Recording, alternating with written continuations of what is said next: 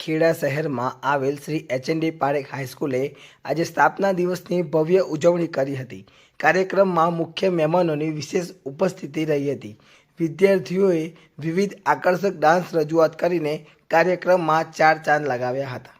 શાળાને રંગીન લાઇટિંગ અને આકર્ષક ડેકોરેશનથી સુંદર રીતે સજાવવામાં આવી હતી, જેના કારણે સમગ્ર પરિસરમાં ઉજવણીનો અનોખો માહોલ સર્જાયો હતો। શાળાના શિક્ષકવૃંદ, વાલીઓ અને શહેરના આગેવાનોની હાજરીમાં કાર્યક્રમમાં સફળતાપૂર્વક પૂર્ણ થયો હતો। ભેદભાવ ન્યૂઝ રિપોર્ટર વિશાલ માલી।